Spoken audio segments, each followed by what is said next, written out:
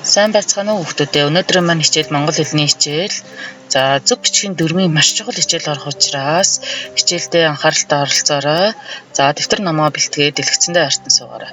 За хичээлийн сэдэв гээгдэх хишгийн дүрм. За гээгдэх хишгийн дүрмийг орохын тулд эхлээд бид нар балархай хишгээ мэддэг байх хэрэгтэй. Өмнөх хичээлдэр бид нар өргөлдөд ба балархай хишг гэсэн хичээл орсон. Манай хүүхдүүд бүгдээрээ балархай хишгээ мэднэ.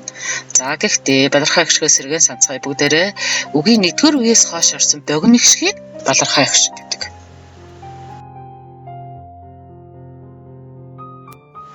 Балархай хишг гээгдэх гээгдэхгүй учир. За балархай хишг гээгддэг байх нь мөн гээгддэггүй байх нь тийм үү? За тэгвэл эхлээд балархай хишг гээгдэх тохиолдлуудыг үзье. За нэгт гийгүүлэгчээр төгссөн үгэнд урт хишгээр эхэлсэн залгуур залгахад уг үгийн эцсийн гийгүүлэгчийн өмнөх балархай хишг гээгдэнэ. За жишээ нь хүүхэд гэсэн үг өгсөн байна. Багш нь эдгээр жишээ үгнүүд дээр улаанаар тэмдэглэсэн балархай хишгүүд. Мөн урт хишгээр эхэлсэн залгуурыг улаанаар тэмдэглэж өгсөн байна. За хүүхэд хэд балархай хишг урт хишгээр эхэлсэн залгуур залгалаа дээрх дүрм ёсоор балархай хишг гээгдээд хүүхдийн болж. За мөн газар урт хишгээр эхэлсэн залгуур залгалаа гийгүүлэгчээр төгссөн үгэнд урт хишгээр эхэлсэн залгуур залгахад сүүлийн гийгүүлэгчийн өмнөх балархай хишг гээгдээд газрын болж. Мөн чадал элийн өмнөх А гээгдлээ чадлыг болж. Эрдэм эмийн өмнөх Э гээгдлээ эрдмийг болж. За хавар эрийн өмнөх А буюу 2 дугаар үед орсон балархай хишг гээгдээд урт хишгээр эхэлсэн залгуур залгахад хаврын бол.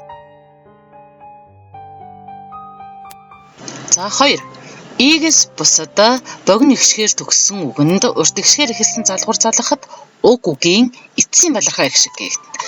За жишээ нь хан аагаар төгссөн шүн, өөгөр төгссөн чон, оогоор төгссөн гэх мэтчлэн игээс бусад хишг байгааз богино хишг. За урт хишгээр эхэлсэн залгуур залгалаа хан аар залгаад ханаар, шүн өөр залгалаа шөнөөр, багаар, чон чоныг, сонгоноор гэх мэт.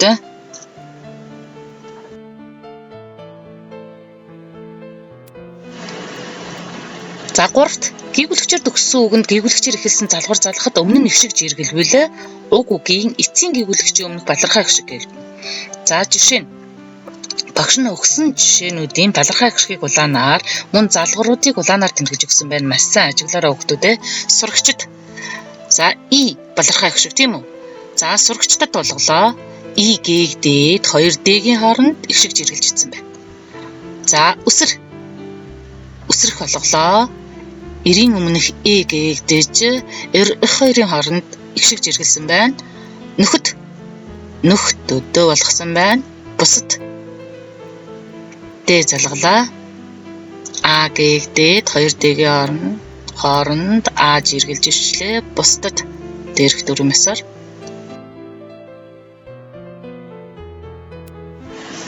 Дөрөвт үгийн дунд орсон жичээ ишийн дараах И богино хишиг нь урт хишгээр эхэлсэн залгуур залгахад гээгддэг. За жишээ нь багш нь доорх жишээнүүд өгсөн байна. Мөчөр, жүжиг, хүнжил, хужир гэх мэтчлэн. За жичээ ишийн дараах И буюу балархай хишгүүдийг багш нь улаанаар, урт хишгээр эхэлсэн залгуурыг улаанаар тэмдэглэж өгсөн байна. За мөчөр И гээгдлээ мөчрөөс оллоо. Жүжиг мөн И гээгдлээ жүжигийг, хүнжил И гээгдлээ хүнжлөөр, хужир И гэлээ хужирыг, хөшгөө И гээгдсэн.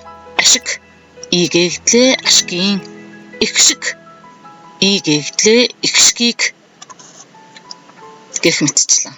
За мөн энд багш нь ахаад нэг дүрм хэлье. Үгийн дунд орсон жичээ ишийн дараа ихшиг бичих шаардлага гарвал зөвхөн И ихшиг бичигддэг. За багш улаанаар тэмдэглэсэн тэр балархай хишгүүдийг харахад жичээ ишийн дараа дандаа И ихшиг бичигдсэн байгааг маш сайн анзаараарай хүүхдүүдээ. За балархай хишг гээгдэх тохиолдлыг сая бид нар үзсэн. Одоо гээгдэхгүй тохиолдлоо үзцгээе. За балархай гişгийн гээгдэхгүй тохиолдлыг үзэхийн тулд эхлээд бид нар балархай гişгийн үүргийг мэддэг байх хэрэгтэй. За балархай гişг нь ялгах, хөвшигжүүлэх, зөөлрүүлэх гэсэн 3 үүрэгтэй. За эдгээр 3 үүргээр орсон балархай гişг гээгдэхгүй. За жишээ нь нэгт ялгах үүрэгтэй. Хэлний үзүүрийн нэг ялгах. Үгийн энэс үзүүрийн нэг ялгах. За хан хүүгийн хан шал таацны хан. За хон хэрээний хон айлт хонхын хон. За жишээ нь хан гэдэг үгдээр залгуур залгахад ханны гээгцэнгүү. За энэ ялгах үүрэгтэй үгийн дунд орсон ялгах гişгийг гээдгүү гэсэн дүрмээр явж байна. За хоёрт хоолон гээ. За баг нүүрний баг их багын баг. Хаг. За ургамал байдаг хаг гэж. За хаг им хагалахын хаг. За үгийн 1-р үеэс хойш орсон хоолонгийн ард зөвхөн гişг байдаг. За үгийн дунд орсон ялгах гişгийг гээдгүн дүрмээр за жишээ дор багш өгсөн байна. Нагц гэдэг өгсөн байна.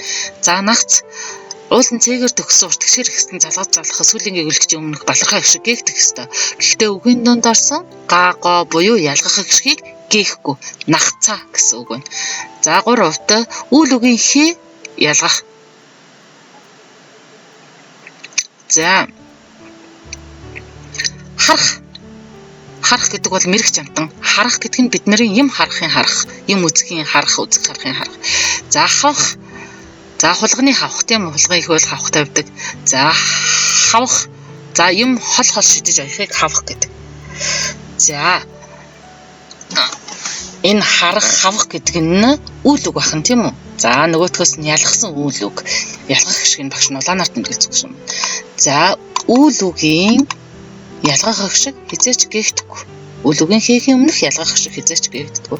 За жишээ нь харах, аар залглаа харахаар, хонох, оор залглаа хонохоор, явах, аар залглаа явахаар. За энэ дэр хүүхдүүд маш их алддаг. За маш анхааралтай энэ дүрмээ чийжлээ шүү хүүхдүүдээ. За үйл үгийн хийгийн өмнөх ялгах гişг хизээч гээгддэггүй шүү. За 4-т оноос нь нэрийг ялгах. За төмөр гэсэн үг өгсөн байна. Оноос нь нэр буюу хүний нэр байна. За балархай гişг гээгдэж үү гээгдэг вэ нөө. За төмөр ийг залглаа төмрийг. За гээгдэг вэ. За яагаад гэвэл оноос нь нэрийн ялгах балархай гişг гээгдэхгүй. Оноос нь нэрийн балархай гişг гээгдэхгүй. За гэрэл. За ийн залглаа гэрлийн баатар, ийн залглаа баатрын. За оноос нь нэрийн балархай гişг гээгддэг.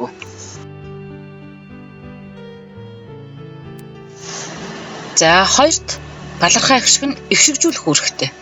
За балархай гişгийн эгшигжүүлэх үүргийг эхлээд нэг үүрэгтэй нөө хоёр үүрэгтэй нөө гэдгийг харах ёстой. Хэрвээ нэг үүрэгтэй бол балархай гişг гээгдэнэ. За жишээ нь бодол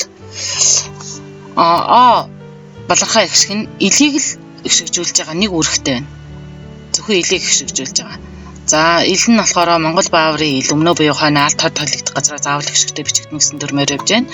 За урт гişгээр эхэлсэн залгуур залгалаа ил нь урт гişгээс эгшигжиж байгаа учраас гээгдэж байгаа. За бодлын өвлийн гэх мэт. За балархай гişг нь хоёр үүрэгтэй бол гээгдэхгүй. За жишээ нь багш нэнд өгсөн байна. Бөмбөг гэдэг үг өгсөн байна. Өн гээгч гişгжүүлж байгаа, бээгч гişгжүүлж байгаа. За хоёулын энэ гişгжүүлж байгаа. За нөгөө Монгол бааврын маань БГ өмнөө буюу хойно алт хот хэлэгдэх газраа заавал гişгтэй бичигддэг тийм үү? За тийм учраас Г-ийн өмнө Б-гийн хойно байна тийм үү? За энэ хоёрыг хоёулангийн гişгжүүлж байгаа учраас хоёр үүрэгтэй. За тийм учраас Г-г бөмбөгийг үлгэр Н Г-г гişгжүүлж байна, эрийг гişгжүүлж байна. Хоёр үүрэгтэй учраас Г-г үлгэрийн самбар Б-г гişгжүүлж байна, эрийг гişгжүүлж байна. Самбарын хоёр үүрэгтэй учраас мөн Г-гцэн. За дараа нь заримдгийн дараа заримдаг гişгтэй бичигддэг. За жишээ нь алсад, шандас. За хоёр заримдгийн гол тэгшгүүд байна. Хоёр заримдаг гэвлэгчийн гол тэгшгүүд байна хараараа. Мөн үцгэд. За заримдгийн дараа заримдаг үцэх гэдэг үгэн дээр дэ залхад заримдаг дээр заримдаг гişгтэй. Мөн үйл үгийн хийгийн өмнөх ялгах гişг сая энэний өмнөх юм дээр үтсэн гээгдэг байна. За 3-т балархаа их шиг нь зөөлрүүлэх үүрэгтэй.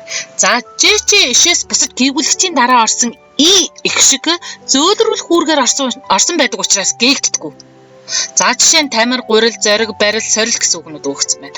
За тамир. Тамирын и гээгцэнгүү. Гурил. Гурилын мөн и гээгцэнгүү. Сорил. Сорилыг и гээгцэнгүү. Зориг. Зоригийг и гээгцэнгүү. За эдгээр нь зөөлрүүлэх үүргээр орсон учраас балархаа их шиг гээгдэг бол. За өнөөдрийн хичээл маш чухал зөв бичгийн дүрмийн хичээл учраас хичээлээ давтан үзээд маш сайн ойлгоод дүрмээ цээжлээд багштаа бичлэгээ хийгээд багштаа илгээ шүү заа юу. За багш нь мөн Zoom хичээлээр орохороо дүрм асууна. За гэрийн даалгавар багш нь дүрмүүдээ цээжлээд гэрээхэндээ ярьж өгнө. Мөн багштаа ярих даалгавар өглөө. За баярлалаа. Баяртай хүүхдүүд ээ.